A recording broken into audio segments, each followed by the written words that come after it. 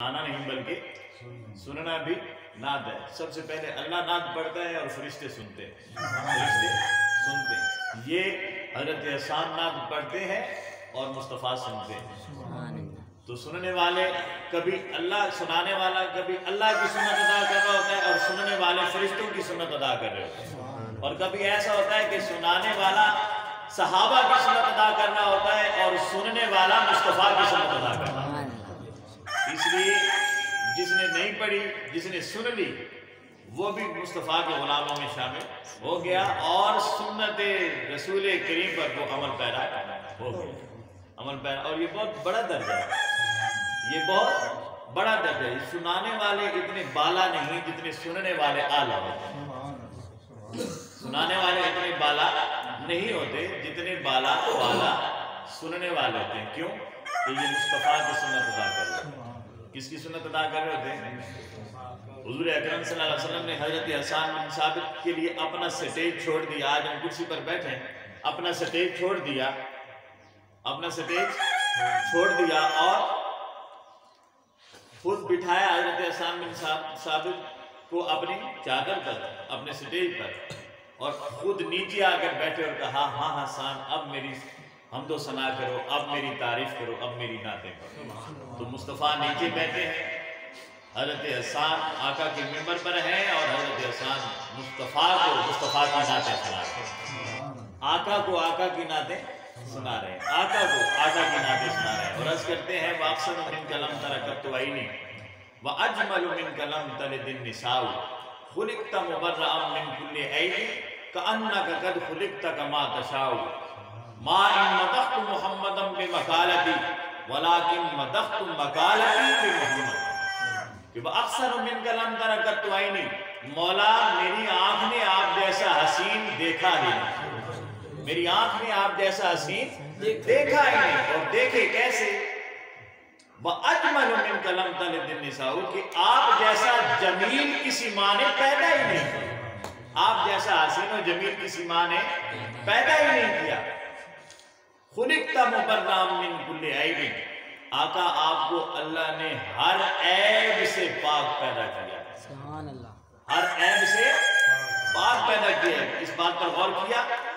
اگر کوئی مصطفیٰ میں عیب ہوتا تو آقا کہتے نہیں مجھ میں عیب ہے۔ صحابی کہہ رہا ہے آپ ہر عیب سے پاک ہیں، مصطفیٰ خاموش ہے۔ اس کا مطلب ہے واقعی مصطفیٰ میں کوئی عیب نہیں، آقا میں کوئی عیب نہیں ہے۔ آقا ہر عیب ظاہری اور عیب باطنی سے پاک ہے۔ اللہ رب العزت نے مکمل و اکمل و کامل بنا کر بھیجا ہے۔ تو خلقت مبرأ من کل عیب، آپ کو مولا، آپ کے رب نے ہر عیب سے پاک پیدا کیا ہے، ہر عیب سے پاک پیدا کیا۔ کأنک قد خلقت کما تشاء، مجھے تو یوں لگتا ہے کہ جیسے آپ چاہتے گئے آپ کا رب آپ کو بناتا گیا، جیسے آپ چاہتے گئے آپ کا رب آپ کو بناتا گیا۔ یہ بات جب کی نا تو ذہن میں خیال آیا کہ شاید لوگ یہ سمجھیں گے کہ آقا تو ایسے تعریف والے معاذاللہ نہ تھے، میں نے ان کی بڑی تعریف کر دی۔ تو فوراً کہا کہ ما ان مدحت محمدا بمقالتی، یہ مت سمجھنا کہ میں اپنے کلام سے مصطفیٰ کی شان بڑھا رہا ہوں، حقیقت تو یہ ہے وَلَٰكِن مَدَحْتُ مَقَالَتِي بِمُحَمَّدٍ، بلکہ حقیقت یہ ہے کہ محمد کر کے میں اپنی شان بڑھا رہا ہوں، محمد کر کے میں اپنی شان بڑھا رہا ہوں، محمد کر کے میں اپنی شان بڑھا رہا ہوں، مصطفیٰ کی شان نہیں بڑھا رہا۔ تو دوستان وقار، یہ عرض میں یہ کر رہا ہوں کہ آقا نے حسان کو اپنے ممبر پہ بٹھایا اور خود بیٹھ کر نیچے اپنی نعتیں سنی۔ اس لیے سننے والوں کا درجہ بھی کیا ہوتا ہے؟ افضل ہوتا ہے۔ یہ گھر کس کا ہے؟ فتح محمد صاحب والد محمد افضل،